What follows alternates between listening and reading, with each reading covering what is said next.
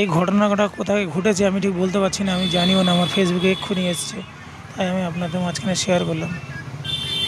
আজকের এই পশ্চিমবাংলায় গরু মোষ এই কোরবানি নিয়ে কত মাতামাতি, কত কিছু, গরু কাটা যাবে না, 14 বছর বয়স দরকার, কত কিছু হচ্ছে। আমরা সেগুলোই রাজি আছি, কোনো অসুবিধা নেই। গরুকে জাতীয় পশু যদি করতে চায় সরকার করতে পারে, কোনো অসুবিধা নেই। সরকার যদি না দিতে দেয় আমাদের, তাতেও কোনো অসুবিধা নেই। আমরা ঠিক ছাগল দিয়ে বা অন্য কোনো প্রাণী দিয়ে আমরা ঠিক কোরবানি আদায় করে দেব। কিন্তু এই যে ঘটনাটা ঘটছে, বাচ্চা বড় মোষগুলো নিয়ে এইভাবে তাদেরকে বলি দেওয়া হচ্ছে, কাটা হচ্ছে, আজকে সরকার কোথায় দেখতে পাচ্ছে না?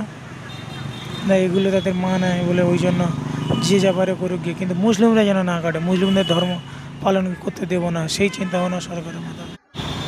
তোমরা বন্ধুরা ভিডিওটা বেশি বেশি করে শেয়ার করো, আর প্রত্যেকে দেখার সুযোগ করে দাও, আর যাতে সরকার এটা দেখে ঠিকমতো ব্যবস্থা নিতে পারে, সেটাই আমি সরকারের কাছে আর্জি জানাই যে এই ভিডিওটা কোথাকার ভিডিও, এবং কেন এই রকমভাবে এই পশুদের নিরহ অবলা যে জীবদের এইভাবে কাটা হচ্ছে, সেটা সরকারকে তাড়াতাড়ি প্রতিবাদ করতে বলছি।